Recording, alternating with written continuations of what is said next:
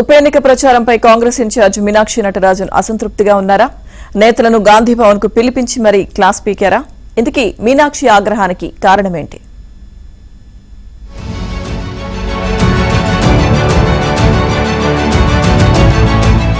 Polling తేదీ దగ్గర పడుతున్న కొద్దీ జూబ్లీహిల్స్ ఉప ఎన్నిక ఉత్కంఠగా మారుతోంది. ఈ ఉప ఎన్నికను 3 ప్రధాన పార్టీలు ప్రతిష్టాత్మకంగా తీసుకుంటున్నాయి. అయితే పోటీ అధికార కాంగ్రెస్, ప్రధాన ప్రతిపక్ష బీఆర్ఎస్ మధ్యనే ఉందని సర్వేలు చెబుతున్నాయి. సిట్టింగ్ స్థానాన్ని కైవసం చేసుకోవాలని బీఆర్ఎస్ కసరత్తు చేస్తోంది. ఈ ఎన్నికల్లో గెలిస్తే రానున్న గ్రేటర్ ఎన్నికల్లో మేయర్ పీఠాన్ని దక్కించుకోవచ్చని బీఆర్ఎస్ భావిస్తోంది. దానికి తోడు ఈ ఉప ఎన్నికల్లో విజయం సాధిస్తే అధికార పార్టీ పని అయిపోయిందనే వర్షన్ను ప్రజల్లోకి తీసుకెళ్లొచ్చని బీఆర్ఎస్ నేతలు లెక్కలు వేసుకుంటున్నారు.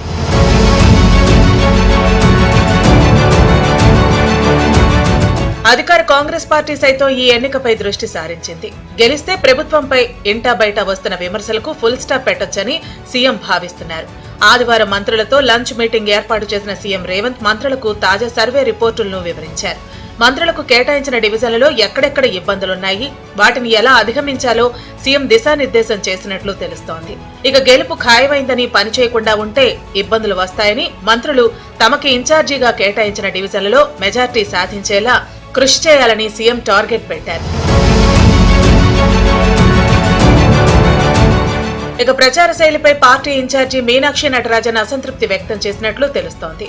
నేతలు చేయాల్సినంత ప్రచారం చేయటం లేదని పలువురు ఎమ్మెల్యేలను, కార్పొరేషన్ చైర్మన్లను గాంధీభవన్ పిలిచి క్లాస్ పీకారట. ఈ ఎన్నికల్లో గెలిస్తేనే ప్రభుత్వానికి ప్రజల మద్దతు ఉన్నట్టు ఉంటుందని, లేదంటే అందరూ ఇబ్బందులు ఎదుర్కోవాల్సి వస్తుందని తేల్చి చెప్పారని ఇంటర్నల్ టాక్.